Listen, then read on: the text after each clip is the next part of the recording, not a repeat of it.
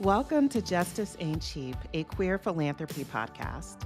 This podcast creates a home for tough, honest conversations led with love and care about the state of the LGBTQ movement and the role philanthropy has to play in this crucial moment for our communities. My name is Saida Agostini-Bostic, and I am the president of Funders for LGBTQ Issues, a network of over 100 foundations across the United States dedicated to sustaining and increasing philanthropic investments within LGBTQ communities. Hey everyone, welcome to another episode of Justice Ain't Cheap. That's like my new thing now, doing the horn. My name is Saida Agostini-Bostic. My pronouns are she, her, hers, and I am president of Funders for LGBTQ Issues.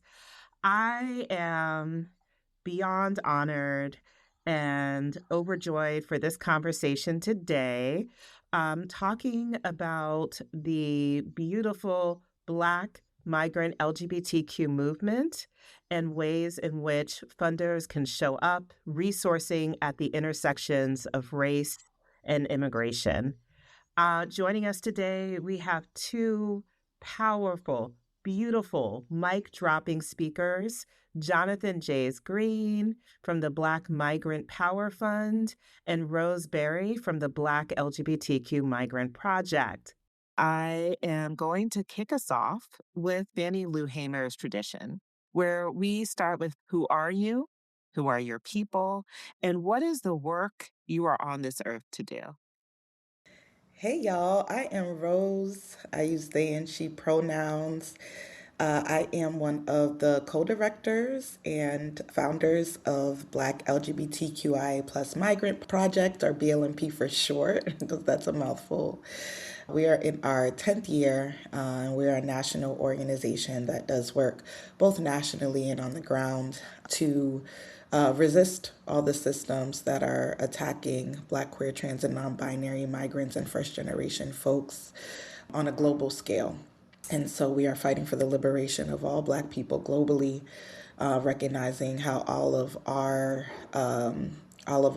lineages, all of our struggles, all of our fights across the world are interconnected, independent. Our survival and our liberations dependent on one another. And on a personal tip, who am I? I'm Black. I'm queer. I'm migrant. My people are from Honduras. I was born in Panama. Grew up in Boston. I live in Georgia.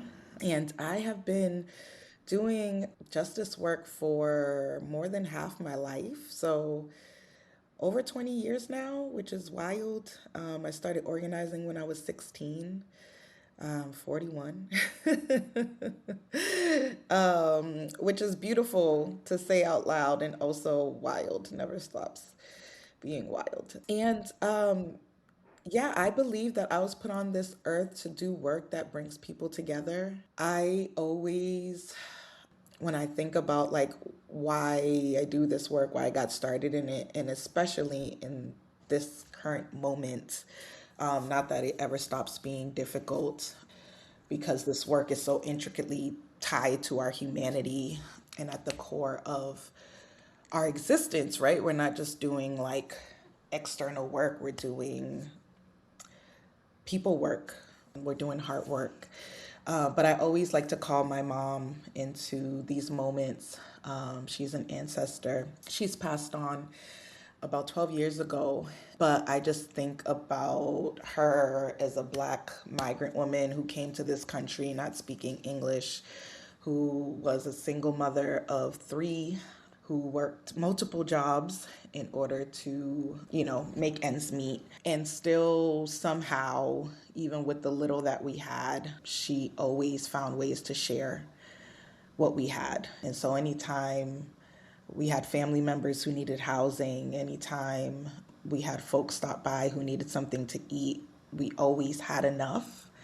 And I think about those values as being the seeds that have taken root in me and have become all of who I am and a big part of my own resistance And why I keep doing this work? Because it's not a choice, right? We're reliant on one another for our survival. We cannot get free without each other. And I'm appreciative to my mother and other ancestors who laid the groundwork for those values in my life. Hi, my name is Jonathan J. Screen. I use all pronouns, but especially they and them. And I have the honor of leading the Black Migrant Power Fund. The Black Migrant Power Fund is a community-led intermediary resourcing Black migrant community organizations across the country. We're housed at Four Freedoms Fund and Neo Philanthropy. But on a personal note, I am a lot of things. First and foremost, I am the child of my parents, Gladys and Orlando. I'm like their baby, the youngest of three.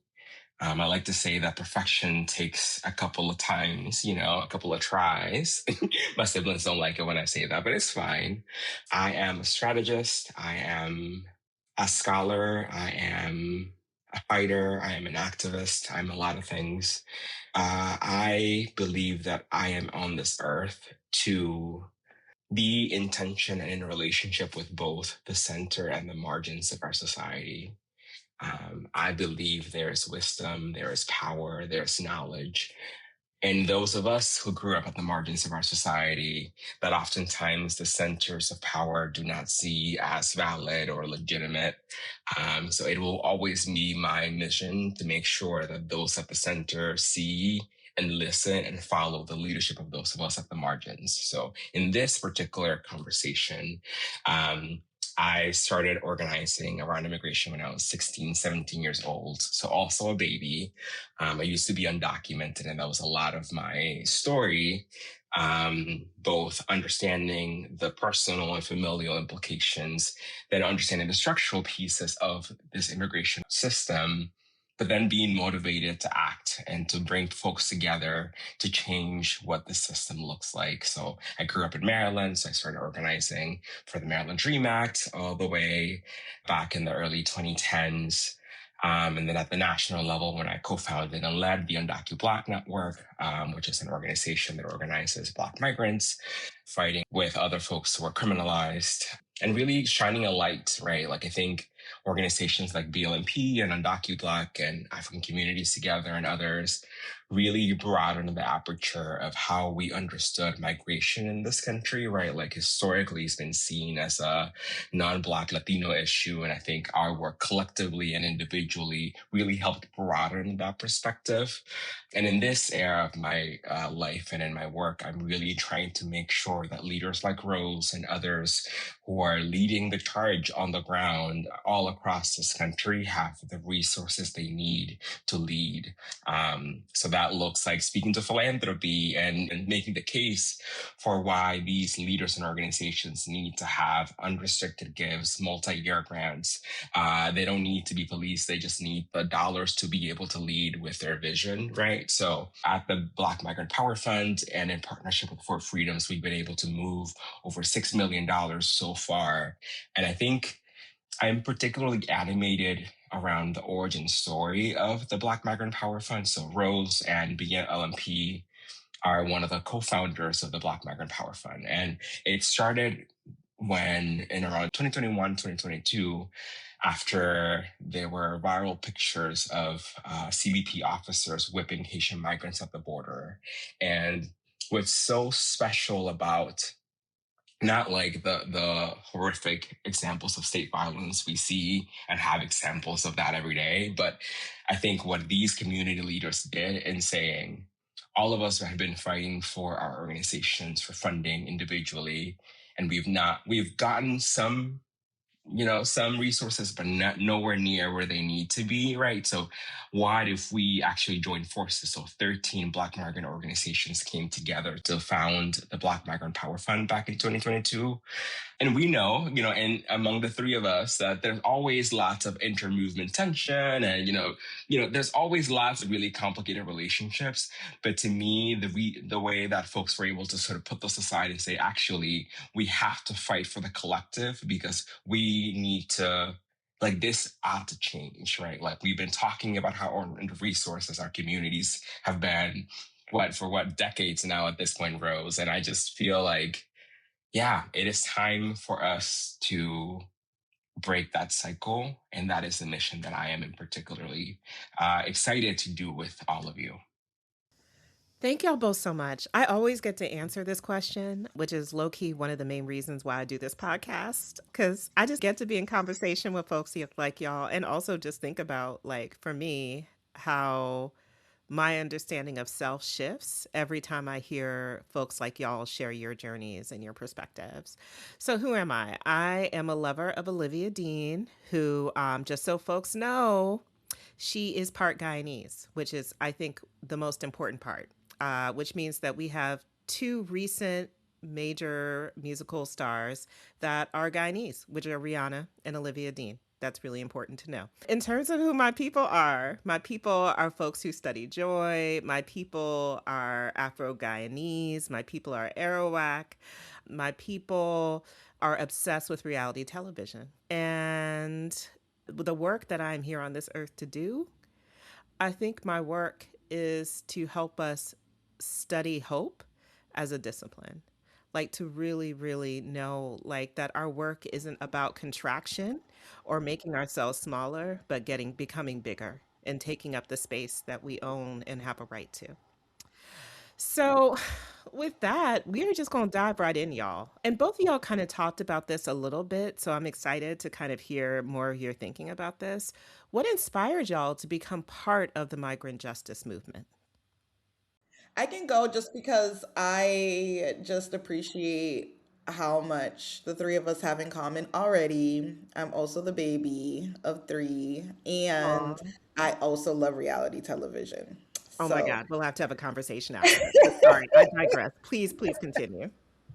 yes, so many things, honestly. I've been asked this question so many times, and similarly, I appreciate how my response to this question shifts and changes, but is always honest and truthful because there's really so many things. There's so many experiences, truths, realities that exist all at the same time. So I mentioned I myself am a migrant, but I'm also third generation migrant. So my mother was a migrant, her mother was a migrant. My grandmother was the first of my family to migrate, on my maternal side, to migrate to the US as a home worker.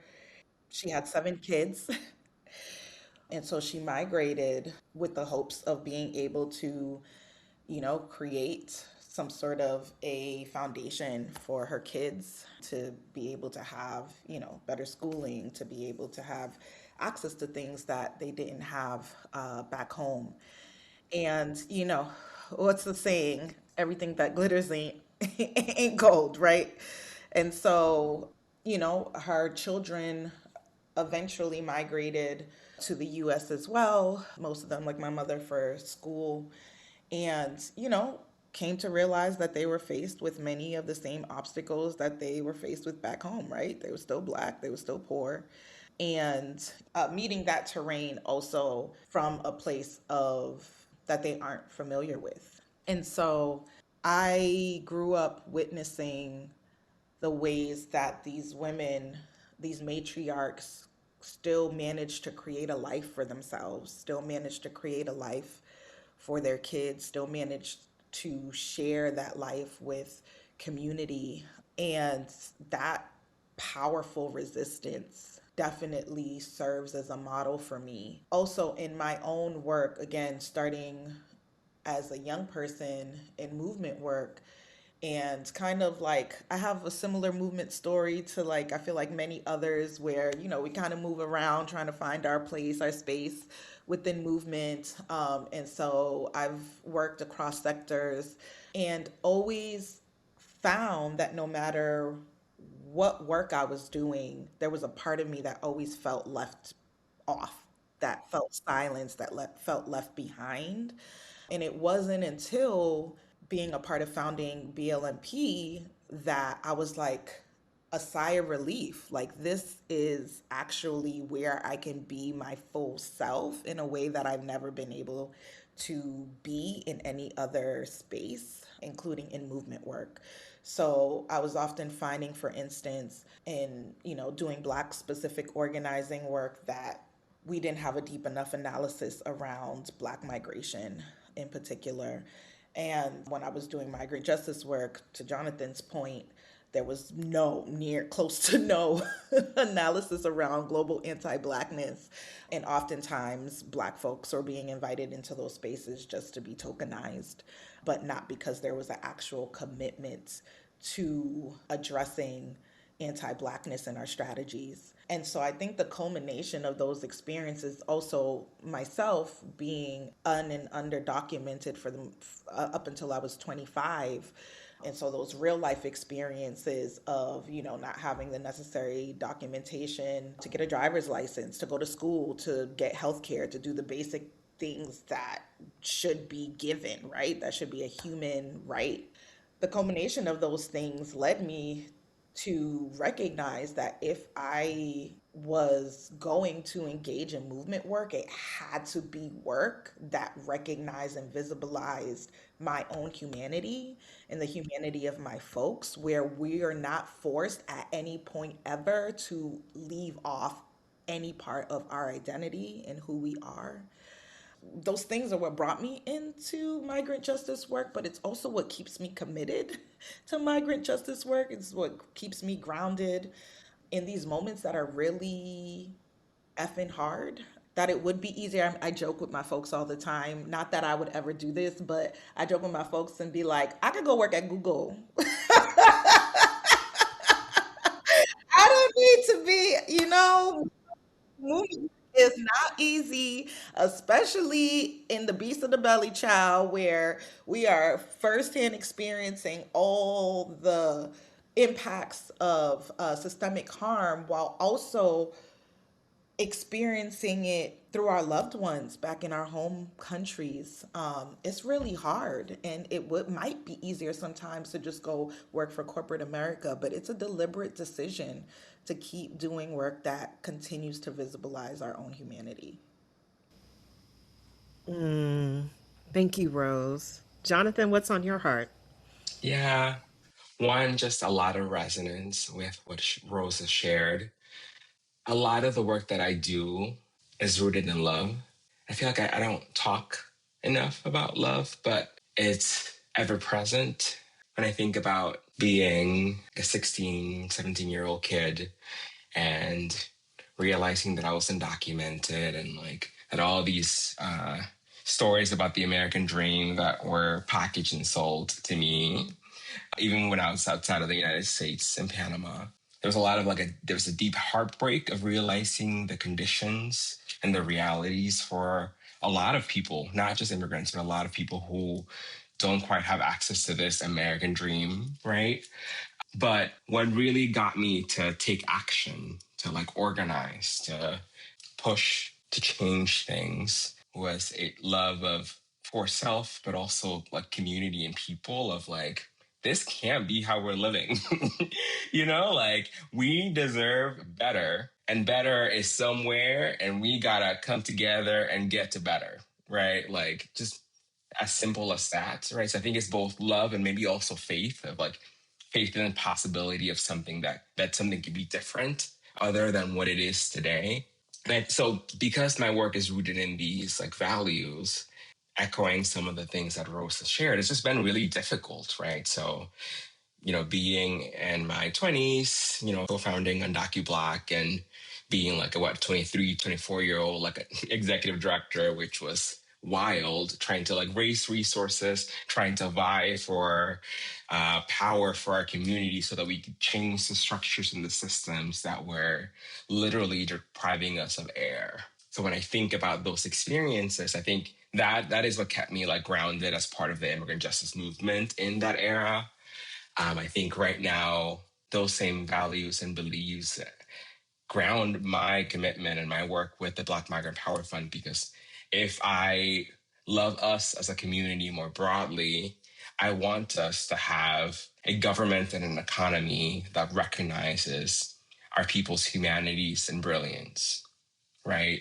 So I'm like vying and fighting and contesting for a version of this country, a version of this world that can hold and appreciate and honor the brilliance of our people, right? And we just don't have that today. So that is also what keeps me as part of this movement more broadly. It's just like if we fast forward to today, we know from like democratic theory and academic literature that authoritarians love to use scapegoating as a tactic to gain power and consolidate power, right? And when we think about the United States in this moment, the chosen scapegoats have been immigrants and trans people and LGBTQ people more broadly, right? So thinking about how our communities are literally in the crosshair of the authoritarian machine in this moment, seeking to villainize our people, seeking to paint us as criminals, or, you know, with a caveat of like understanding how criminalization is like weaponized against our people, right? So there's just so much complexity there, but also thinking about how they're literally always lying about our people. There are all these narratives out there about who our people are. But then the three of us know the beauty, the power, the brilliance of our people and our humanity. And I keep fighting for a world that recognizes that. Mm. I really appreciate how much y'all both talked about being seen, right? And like, I think there's like this underlying piece with that. Like, when we talk about being seen, at least for me, like, it's not just about being seen, right? Because people can literally see and hear folks suffering, and that's not enough. I think there's this like piece of like being seen, and then also using that vision to like then actually claim and take up the space that is required, like the basic human rights, right? And, you know, when I think about kind of like current discourse on immigration, right, it's kind of falling into this binary of like, immigrants are horrible people, they're lazy, they're criminals. You know, y'all talked about kind of that iconography of like customs and border patrol, like literally whipping Haitian folks at the border. And all of the things that this administration has said, particularly about Black immigrants, right?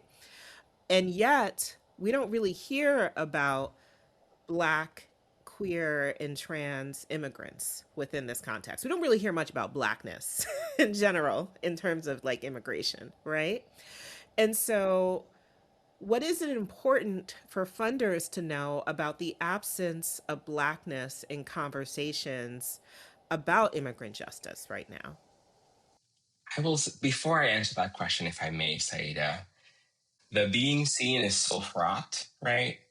I will say, as someone who came of age in like broader immigrant justice movements, which were almost always non-Black led, it was such an emphasis during that time of like, you have to tell your story, you have to tell your story. And oftentimes, what that meant in practice is you have to like pour out your trauma and pain, because that was what was going to change hearts and minds, right?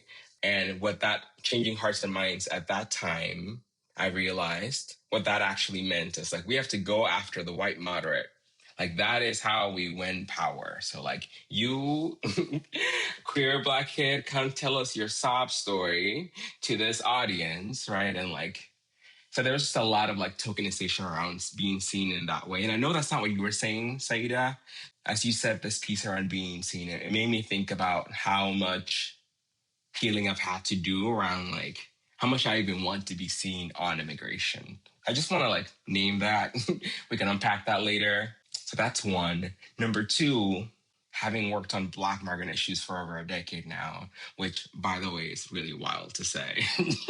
But having worked on Black migrant issues for over a decade now, I spent a good chunk of the first 10 years being like, oh, people don't talk about Black migrants because people don't know this community exists. So let me tell you about the data. You know, let me cite the Pew report. Let me tell you the numbers. Let me do all this education that was so taxing. And like I will say that I'm glad that I did it because it needed to be done to some ways to open the aperture about who we saw in immigration back then. But these days, I'm not as interested in doing that work anymore. And the reason why is because that dynamic places the guilt, the responsibility on us who've been invisibilized, us who've been pushed to the margins to do the work for the whole. And we got to reset that, right? Like what I'm interested in now is as I make the case for funding for Black migrant communities more broadly, and especially through the Black Migrant Power Fund, is that again, is how I started that there is wisdom, there's knowledge, there's power at the margins.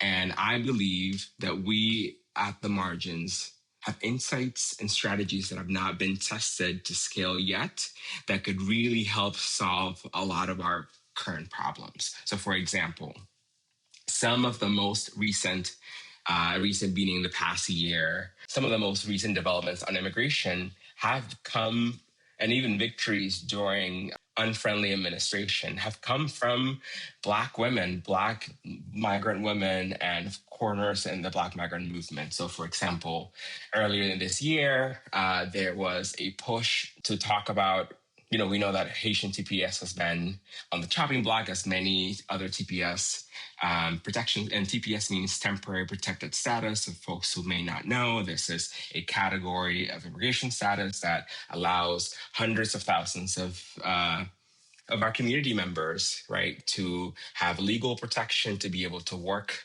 to be able to be shielded from deportation. And of course, this administration has made all of them targets and sought to eliminate them.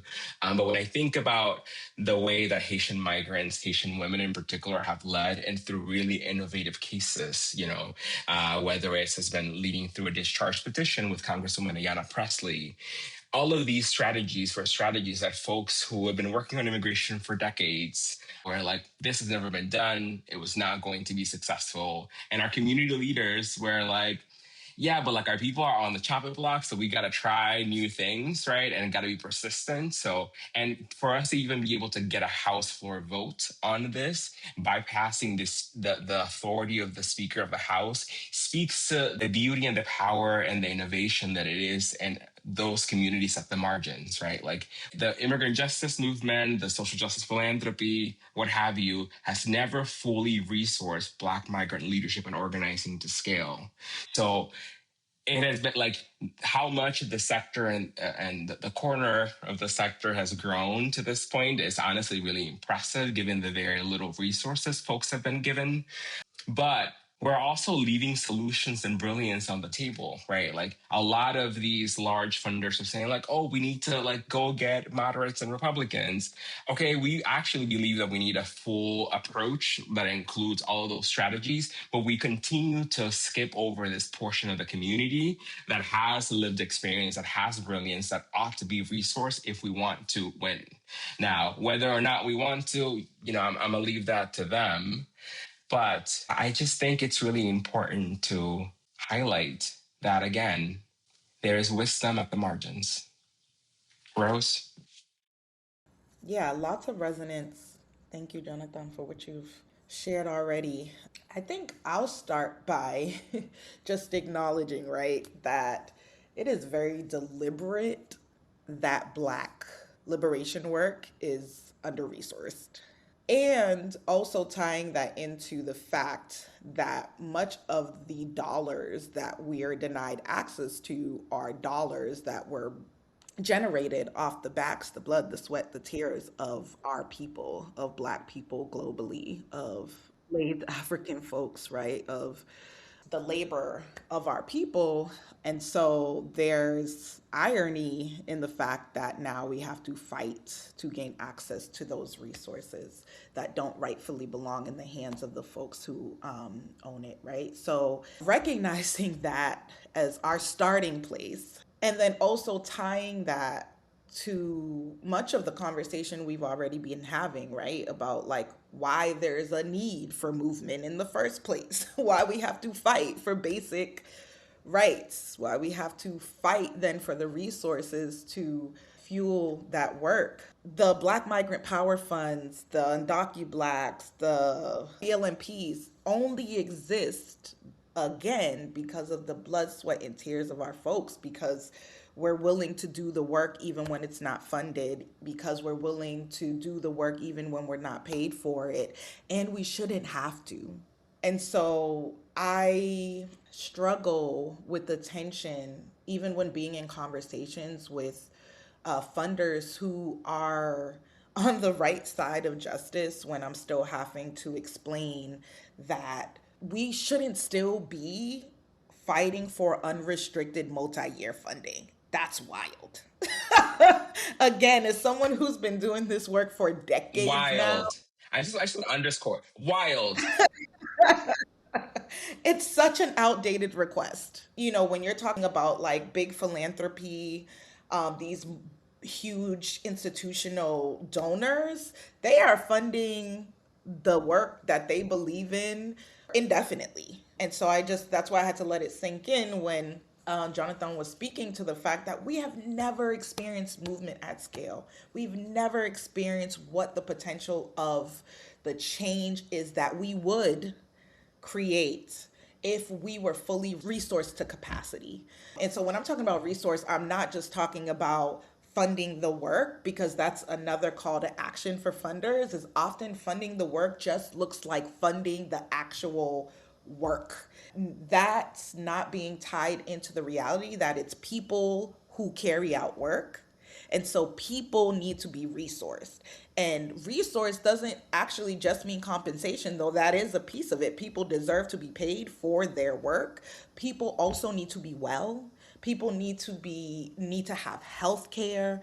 People need access to wellness that goes beyond just doctor's visits. We also need to have more intricate understanding of the benefits that are required to support the livelihoods of folks at these intersections, right? We're talking about people, again, who are at the margins of the margins of the margins, deeply impacted by all of the systemic oppressions that exist. And so we're talking about the fact that Black folks have inequitable access to healthcare, as do migrants, as do queer, trans, and non-binary folks. You combine all those identities together, child, and we are talking about the least access possible to literally life-sustaining benefits, needs of our communities. And funders need to be funding those things. What I experience oftentimes is how funding further, like we talk a lot about like the pitting against that happens of organizations. We already know that to be a truth. But also, even for funding that is viable and happening, there's still a lot of siloing of work. Funders are like, okay, we'll fund this like program you're trying to do, but we don't give money for like staffing. We'll give you some capacity development funds, but we don't fund what's considered direct services.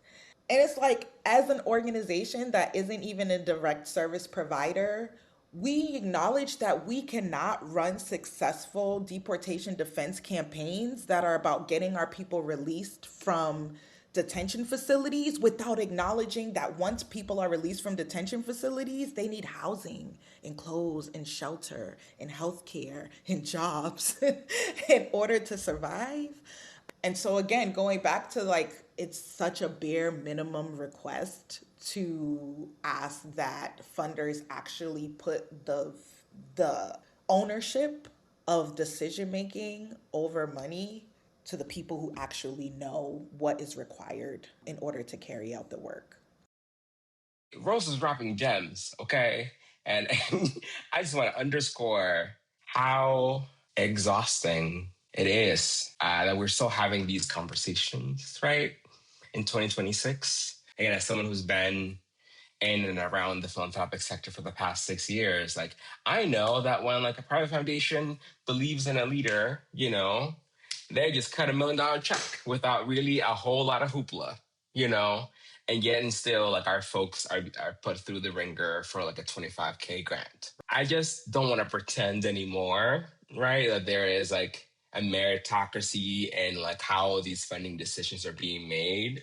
Let's call it out for what it is. Honestly, negligence, right? Because when you resource those at the margins, and again, even just talking about Black migrants, right? Both thinking about the benefits that come from the innovation and the leadership of the folks at the margins. It doesn't just benefit Black migrants, but it benefits all of us. That's like one thing that we know for sure. But also seeing how at the beginning of this year, I felt like I was kind of losing it because for a long time I've been like, all of us have been saying that, like, hey, the experiences of Black migrants in our immigration, our criminal justice, and all of our systems are a harbinger for how the system is going to treat us all, right? Like they are, like what is happening, what they're doing to Black migrants today is what they're going to do to all of us next year. So like, there's a way that you can be proactive by like help fighting those of us that are like fighting on the front lines, right? But when we got to a point where this federal administration kept saying like, oh, Black migrants commit fraud, so we're going to take over your city, I'm like, it's right here. We've been saying this for a long time that like our communities are a preferred bait to their tactics. The fact that even at as many foundations that put out statements about Minnesota and blah, blah, blah, and the numbers still aren't what they are when it comes to Black migrant funding, it is quite honestly shameful. Oh, y'all, we are moving into the last question of our time together. Y'all have been dropping some gems, and we're going to talk a little bit. This is a perfect segue. We're going to talk about numbers. So, one of the things that I feel really called to say is y'all have been talking about kind of like the, I can't think of another word, kind of the fractious funding that happens, right? Like we see funding peaks and then really major valleys that happens in funding, kind of depending on like response to what's happening in the current moment and how folks feel implicated within those moments. Particularly, we're talking about funders. So, the Philanthropic Initiative for Racial Equity found that despite the billions of dollars that was committed by foundations in response to the murder of George Floyd and the ensuing protests and organizing that happened after, only a fraction of that money actually ever materialized. And, I think we can see that in a couple of different places. We can see that after the Pulse massacre in Orlando, right? We saw that after Katrina in New Orleans. And so there's like this huge immediate pledging of funds. And, I think what's hard about this, to the points that y'all raised, is so many of these dollars, one, were created off the backs of Black and Indigenous and queer and trans folks. And yet, despite kind of that immediate pledge, if you wait a year or two, it disappears, right? And so I think this is also an invitation for philanthropy and movement to kind of think together, what does it look like to sustain these kinds of increases? Because if it can happen for a period of 6 months or a year, we could sustain that. We can do something completely different, right? That doesn't require a murder being, recorded to respond. We are putting out an issue brief on immigration. And in that issue brief, what we found is that about 1% to 1.5% of all LGBTQ funding went to trans and non binary immigrant movements from 2022 to 2024. And, for folks who are numbers people, which is not me, that's not even pennies on the dollar. That's like a percentage of a penny on the dollar of philanthropic investment. And so, my last question to y'all is an invitation to do some dreaming. What could sustained increased investment in Black, trans, and non-binary immigrant work mean for your organizing? I am caught somewhere between like fired up this conversation and also just like in deep, just like resonance, in inspired and awe. So thank you. I know we're not wrapping up yet, but just gratitude for this discussion today. I think just being in community and discussion is also something that helps keep me fired up, keep my fire lit for the work of remembering that like it can be so isolating. No, you're not alone in this. You are in deep community with folks who are just as committed. So Just wanted to pause to say that. And I think we've been speaking to it, like just in terms of what increased investment could mean. I appreciate, Jonathan, how you framed it. Like, we have not yet seen our work at scale. And again, that's deliberate, right? And when we even think of like the nonprofit industrial complex and the fact that the purpose literally for this vehicle is around keeping our work in a container, right? It's about keeping it limited, keeping our scope, our reach, our breadth limited.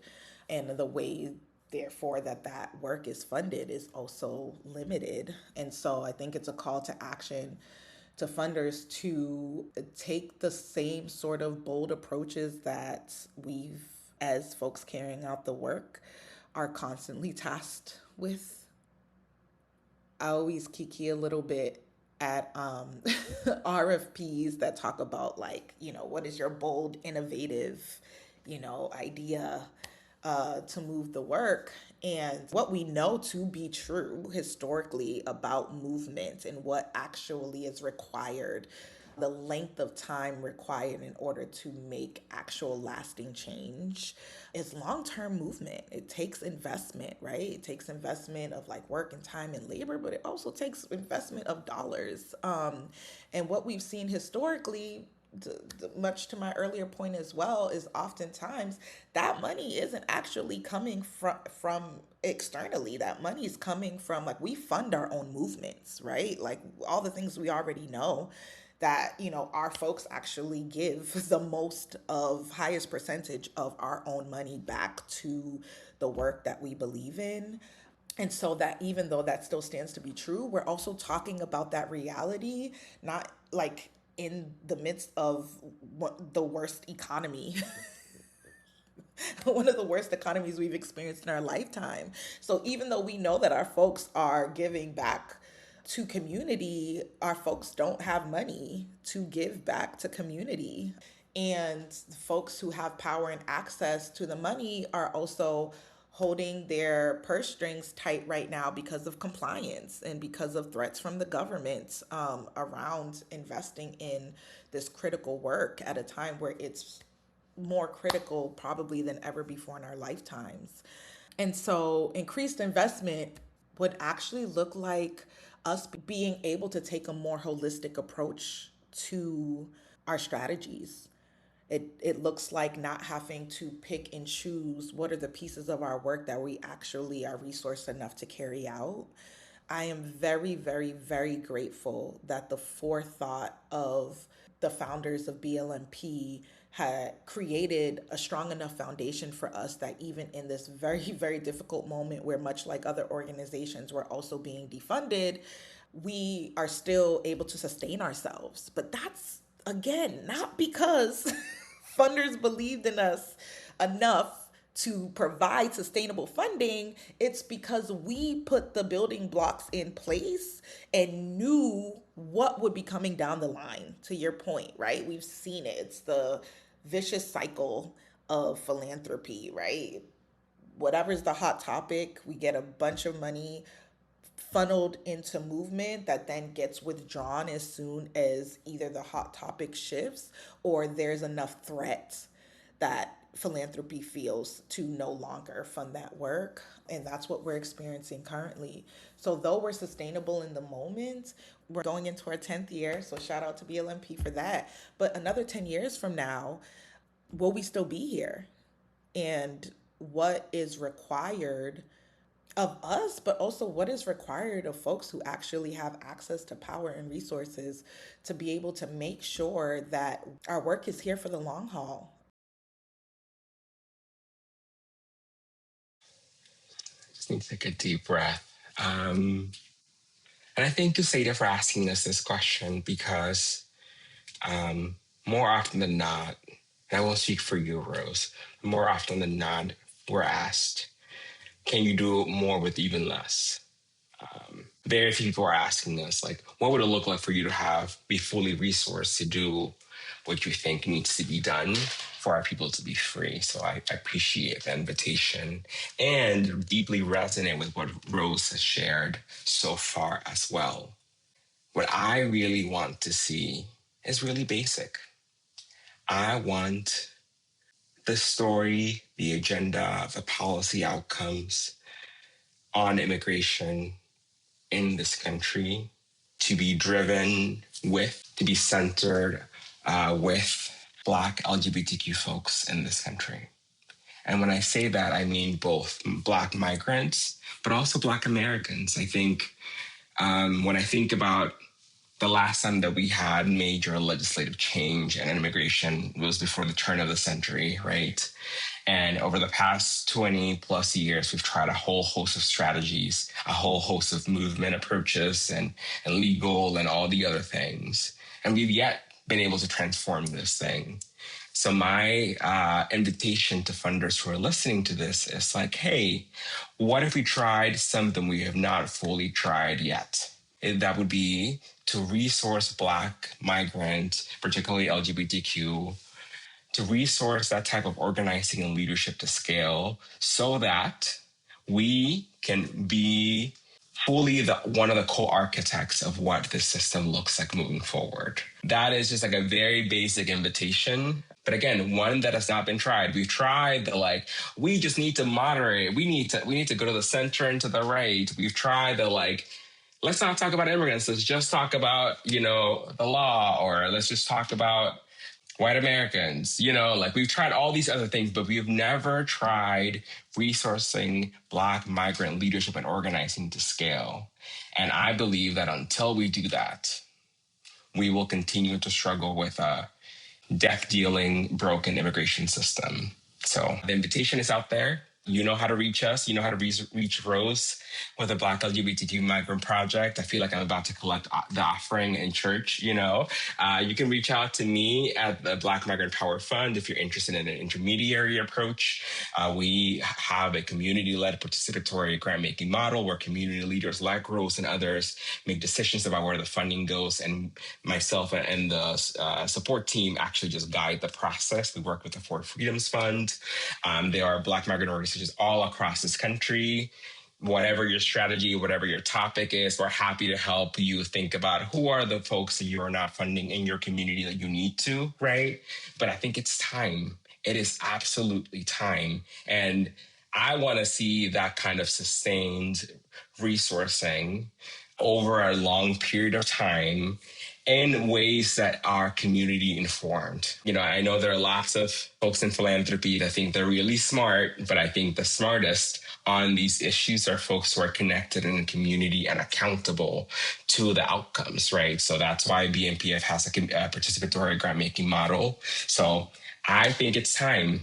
Do you want freedom or not? And if you do, reach out to us.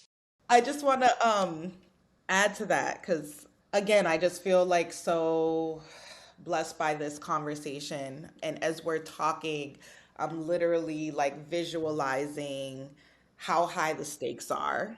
Again, as someone who has been in movement for decades now, so many of these moments we told y'all about. So many of these moments, the funder briefs that Jonathan's referring to that we were having back in 2020, 2021, 2022, we told y'all about. I literally sat on a funder briefing when, everyone was alarmed by the imagery of Black folks literally being attacked at the border. And I said, this moment is showing us our future. The fact that the veil is lifted. And so while we're seeing plastered all over the media imagery of things that we know were already happening, the fact that the media is no longer trying to hide it is a telltale sign that they are normalizing not just what's currently happening and has been happening to our people, but the ways that it's going to continue to evolve and worsen.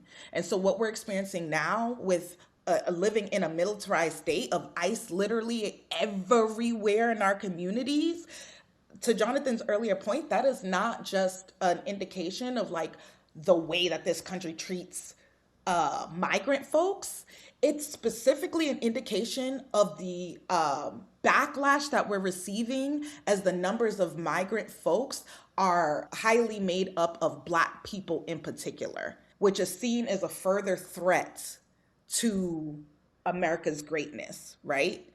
What we're also seeing is a snapshot of what's going to happen to everyone. Because when we talk about migration, that's not exclusive to folks migrating from other countries, right? We're talking about forced migration that is going to continue to worsen as climate change worsens. We're talking about forced migration that's going to continue to worsen as the economy gets worse, as folks are displaced because of poverty. That is going to happen even for folks that were born on this land are going to be forced to migrate. And in a militarized state, we're going to be further surveilled. We're going to be further limited in how we're able to do that, to be able to sustain our livelihoods. And so maybe it's a call to action, but our livelihood literally depends on us investing in the necessary, deep, intricate change that's required to make sure we don't get to that point. And it will happen. It will happen if we don't make the necessary interventions now. Yeah. I just want to say thank you both so much for the light that y'all are holding, the lights that y'all are shining. We are going to close out.